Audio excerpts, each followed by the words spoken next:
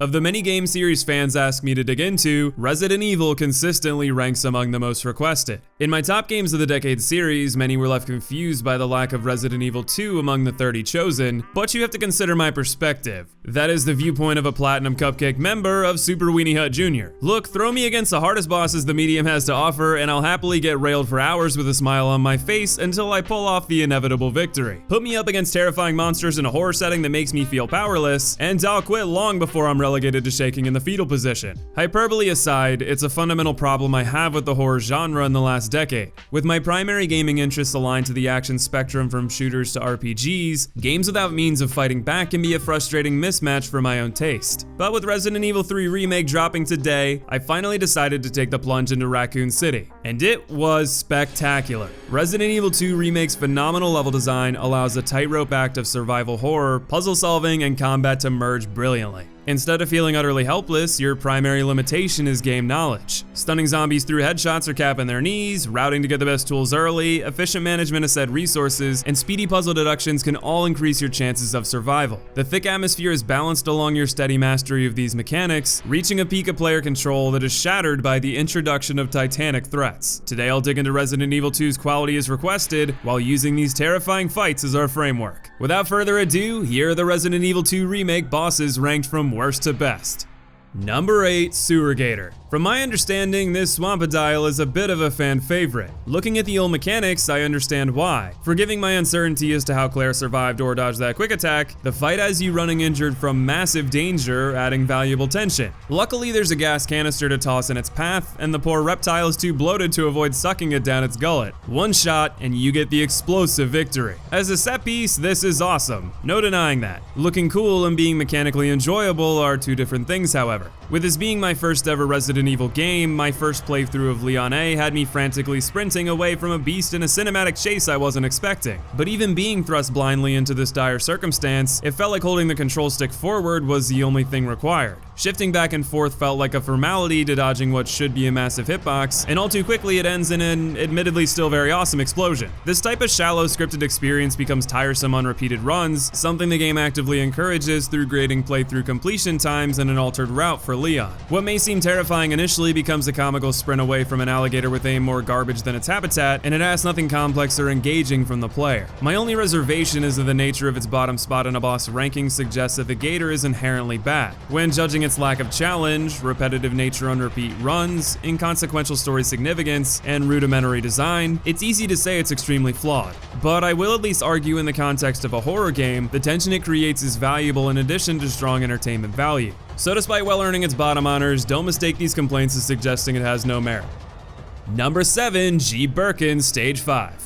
This fight follows in the footsteps of our last entry in both strengths and weaknesses. As a spectacle, thrashing the monster who's plagued your journey one final time as it attempts to consume you in its exponential mutation feels like a rewarding culmination of your journey. In contrast, I can fault G5 heavily as an overgrown, sluggish bullet sponge devoid of any mechanics at all. I actually died to it my first time because I wasn't expecting to have to throw the kitchen sink at a living wall and didn't bring enough ammo. Excusing the lack of resources compared to previous fights, everything else is about the same as the Sewergator. Only difference is instead of holding a control stick forward, you're unleashing every last shot you have to finally down the beast. There is a level of catharsis in doing this, well emulated through Claire's hilarious potty mouth, but outside of that value, there isn't anything mechanically exciting or deeply engaging about G5. It gets a slight boost from story significance and a minor trend upward in player expectations, but not enough to ascend beyond second to last. Number 6, Super Tyrant. Resident Evil 2's mixed bag of bosses is shifting rapidly toward the better end of the spectrum, but we've got to make a pit stop at the Super Tyrant. On one hand, like G5, I love the story significance here. There's a chilling finality and satisfaction in standing your ground against a tyrannical terror that has been forcefully driving you back since its introduction. This game's fascination with blowing up bosses continues to escalate in a magnificent manner, and his visual design is spectacularly grotesque. On the other hand, he attacks in an intensely melee-driven way that works awkwardly in a game game without any sort of evasion technique. Something like Kratos' shimmy to the side would have worked perfectly here, but instead you're left to awkwardly shift Leon's tanky movement in a way that jukes the behemoth's swings. He'll do sweeps, backhand you, thrust at you, leap at you, and do an insta-kill charge. To make sure things like this don't connect, rocks will fall from the ceiling. Though the Tyrant can break them with an attack, it gives you fair reprieve for a moment. You can also interrupt him by tossing grenades, which is particularly useful during the long wind-up for his charge. Dodging some attacks is easier than others, but you're liable to take a few hits. Surely you've got plenty of healing stocked, but that doesn't make being his punching bag any more enjoyable. Through learning the speedrun tactics, I found that hugging his left hip and emulating your inner switchblade can be effective at both damage and evading many attacks. Whether you choose to stay close or chop away, shoot his chest weak spot from a distance, or run around wildly without attacking, you'll eventually get Ada to toss you a rocket launcher to make him go boom. You've got to pick it up in a standoff, but it's one more instance of baiting him and shifting around. There's a lot to appreciate about the components that make up the Super Tyrant, but at its core, it's a melee battle in a game that supports running away from such things on a tiny playing field. Despite its favorable features, the Super Tyrant's explosive finale falls short of the top 5.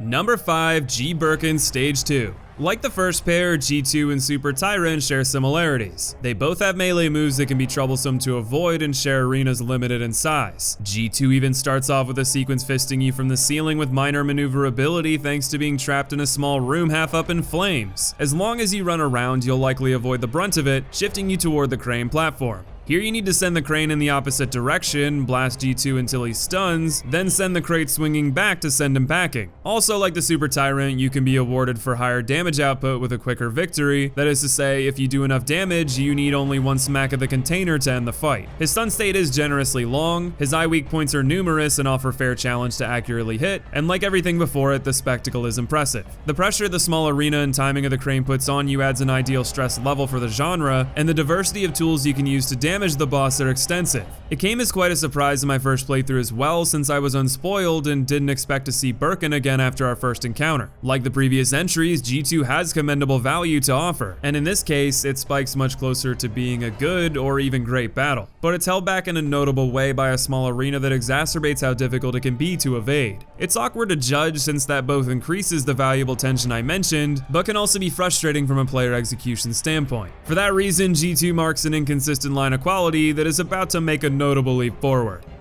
Number 4, G-Birken Stage 1. To this point, there's been a pattern of bosses that are aesthetically impressive, strong in enforcing the horror aspect, but are limited by their arena size and mechanics in contrast to the players. Your first encounter with Burkin's mutation fixes many of these complaints in one fell swoop. Instead of putting you on a rectangular plane, you have a large arena full of twists and turns to work with. This perfectly matches the corridor style of RPD that the player has become accustomed to up until now, but twists that familiarity with a boss chasing you through the maze. To win, you'll need to not only keep an eye on G1, but make an active effort to shoot it after baiting an attack. Without careful movement, this can easily end with paying the price of being cornered, especially later in the fight where your vision is obscured through steam. I thought there might be some sort of mechanic involving stunning the boss by having him club the arena to fall on him, but it's merely a clever environmental effect. Your real method of defeating G1 is pure damage. Either shoot him until the eye on his shoulder pops out, or run until he transforms unprompted. In later fights I leaned toward the latter so I could save ammo for his critical spot. Though his speed increases and combos become more aggressive once transformed, proper movement can bait long windows to shoot his eye. The chaos adds to the horror element like with other bosses, but the mechanics feel much more balanced since you can run away without the threat of large jumping attacks. I think the main downside is how effortless it becomes on later attempts. If you're familiar with how OP the knife can be,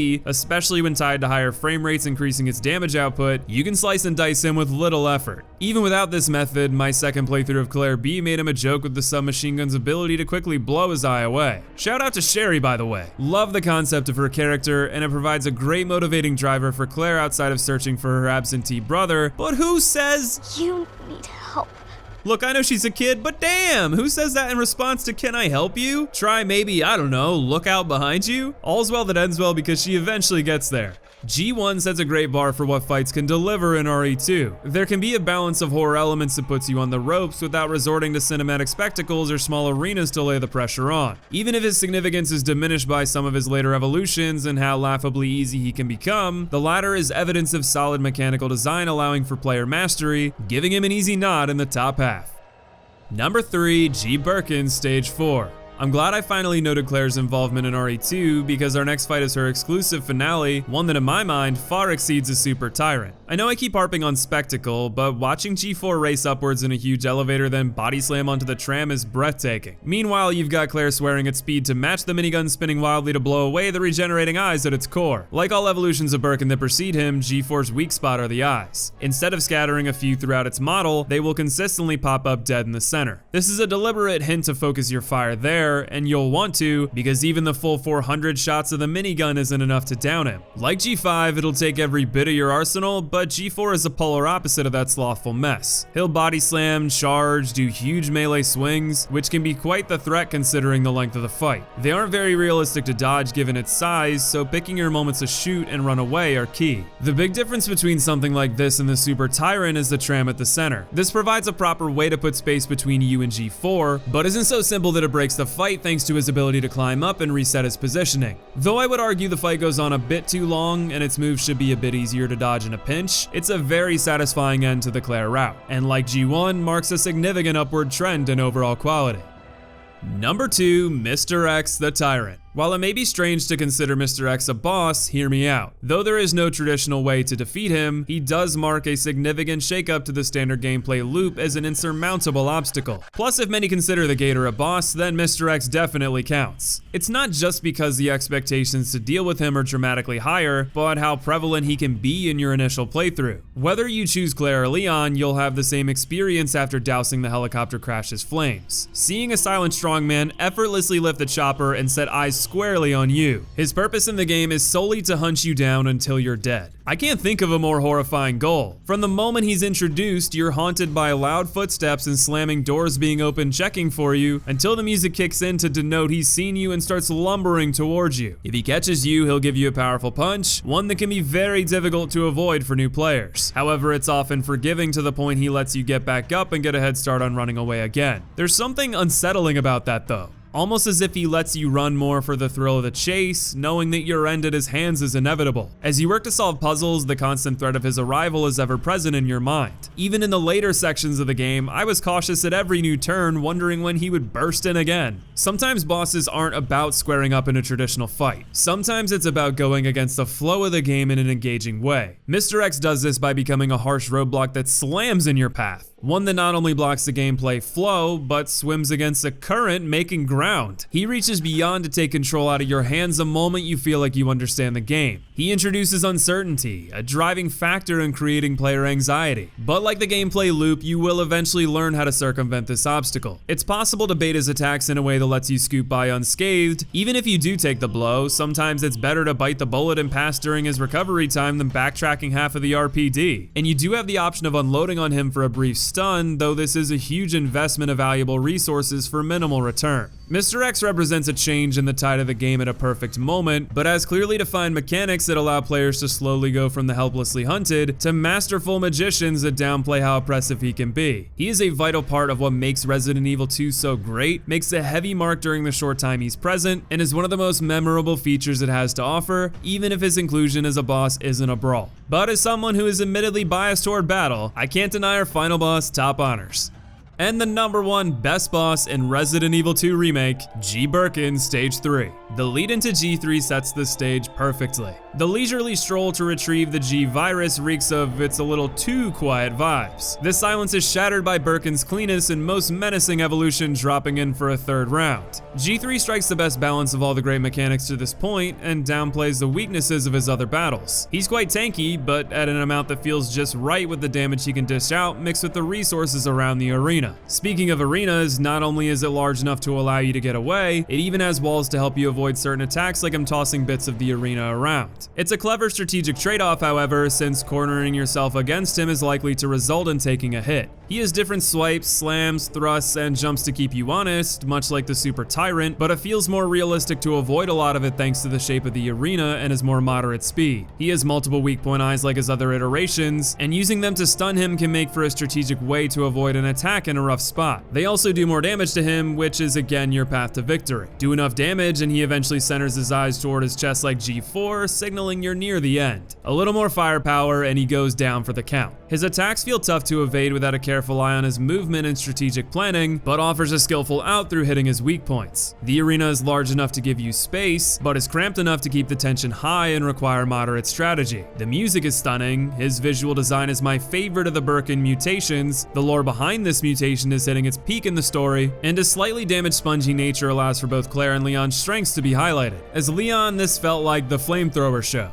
With Claire, I was relying on my stocked acid rounds to melt his health away, a blast that didn't seem to do insane damage, but did offer a brief stun. I also have to note, Claire's scene leading into the fight is pure badass. I enjoyed the mild camaraderie between Annette and Claire uniting against a common threat with Sherry as a background motivation, compared to Leon's naivete thrusting him into a battle as a pawn between two different women. Though I do like Leon's character and look forward to seeing how he progresses in the series. For Resident Evil 2, however, G3 is the best blend of everything a boss in this game has to offer, amounting to an excellent yet horrifying battle, one I feel is well deserving of the top spot. But of course, that's just my opinion. What did you think of Resident Evil 2 and its bosses? Let us know in the comments below. I, for one, am now hooked deeply into this universe and have every intention of playing more, so if there are any parts of the series in particular you'd like to see me cover, I'm all ears. Until then, I want to thank you for watching today, much love to you, and I'll see you in the next video.